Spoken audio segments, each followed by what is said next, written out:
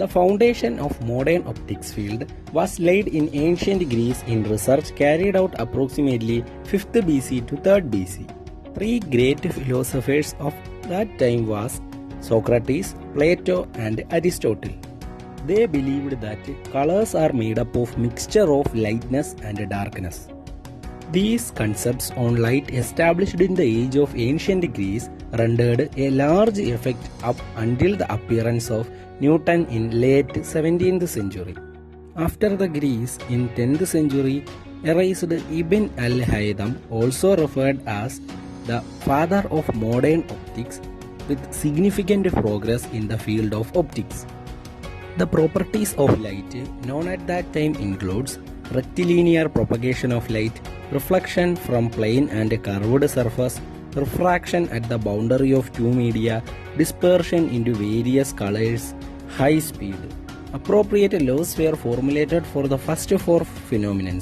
For example, Snell formulated his law of refraction in 1621. Several scientists right from the day of Galileo had tried to measure the speed of light, but they had not been able to do so. They had only concluded that it was higher than their limit of measurement.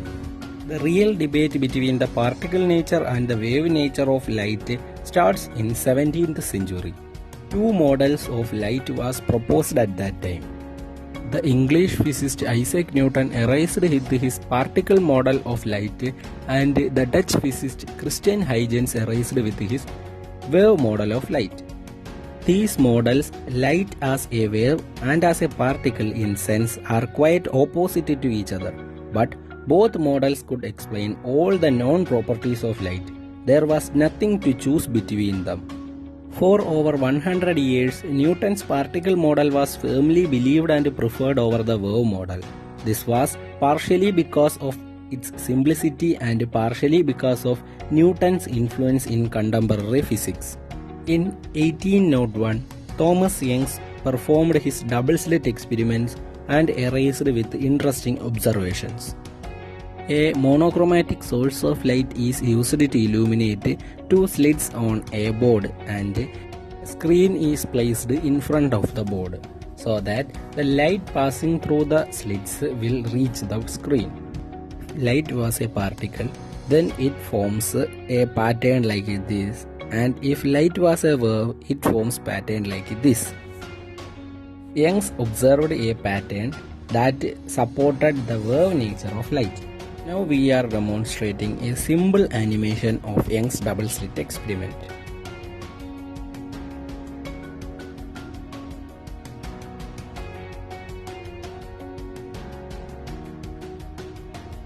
Another phenomenon called diffraction was also discovered at that time.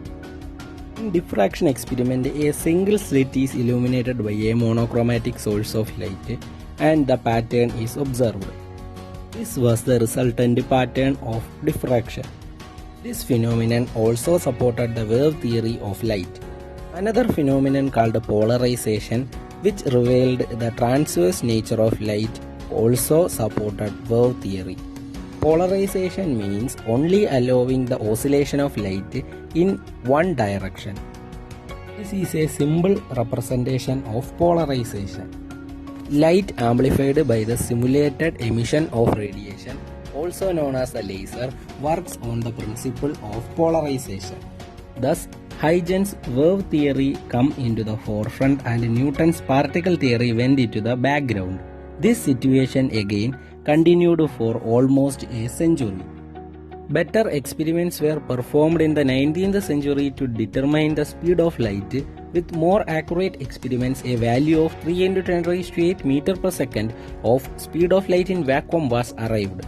Around 1860s, Maxwell proposed his equation of electromagnetism, and it was realized that all electromagnetic phenomena known at that time could be explained by Maxwell's four equations.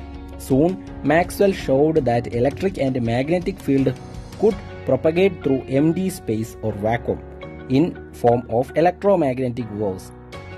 He calculated the speed of these waves and arrived at a theoretical value of 2.998 × 10⁸ meters per second. The close argument of this value with the experimental value suggested that Light consists of electromagnetic waves. In 1887, Hertz demonstrated with the generation and detection of such waves. These experiments established the wave theory of light on a firm footing. Thus, the 18th century belongs to the particle model of light and the 19th century belongs to the wave model of light. A vast amount of experiments were done during the period 1850s to 1900s on heat and related phenomena. Theories and models like kinetic theory and thermodynamics were developed, which quite successfully explained various phenomena, except one. Every body at any temperature emits radiations of all wavelengths. It also absorbs radiation falling on it. A body which absorbs all radiation falling on it is called a black body. It is an ideal concept in physics, like the concept of a point mass. A graph of intensity and radiation emitted by a wave versus wavelength is called a black body spectrum. No theory in those days could explain the complete black body spectrum. In 1900s, Planck hit upon a novel idea. If we assume that radiation is emitted in packets of energy instead of continuously as in a wave, then we can explain the black body spectrum. Planck himself regarded these quanta of packets as a property of emission and absorption, rather than that of light. He derived a formula which agreed with the entire spectrum. This was a confusing mixture of wave and particle picture.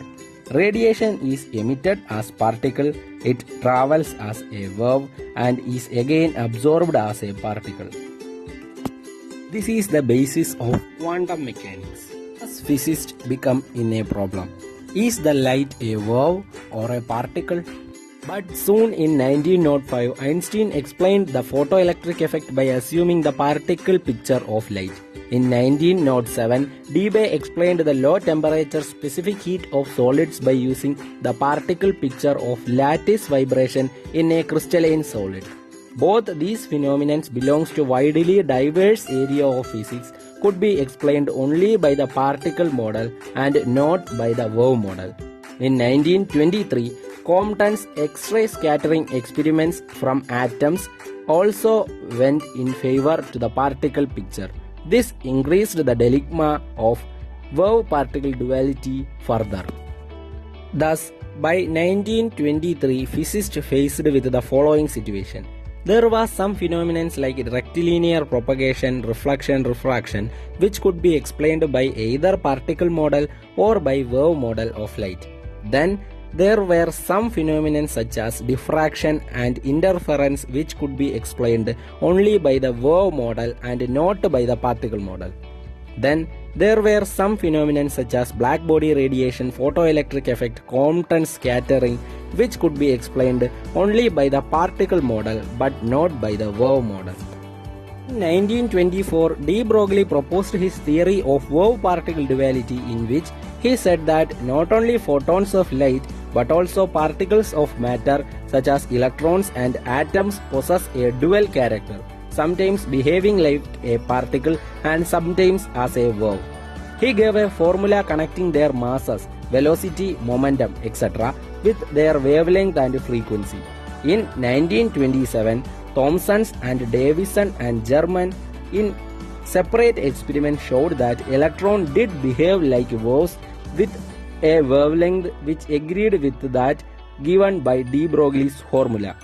Their experiments was on diffraction of electron through crystalline solids, in which the regular arrangement of atoms act like a grating. Very soon, diffraction experiment with other particles such as neutrons and protons were performed, and these too conformed with de Broglie's formula. This confirmed wave-particle duality as an established principle of physics. Based on Einstein's light quantum hypothesis, the duality of photon was confirmed quantum mechanical experiments and examinations. The photons is now regarded as a particle in field related to the interaction of materials with light that is absorbed and emitted, and regarded as a wave in regions related to light propagation. Well, Then how is it that a photon simultaneously possesses two completely different properties? What exactly is a photon anyway? It is known that among the four forces constituting the universe, the photons serve to convey electromagnetic force. The other three forces are gravitational force, strong force, and weak force. The photon play an important role in the structure of the world where we live and is deeply involved with the source of matter and life. In the next video, we will discuss these topics in depth. For that, please subscribe to Mysterious Time Travel.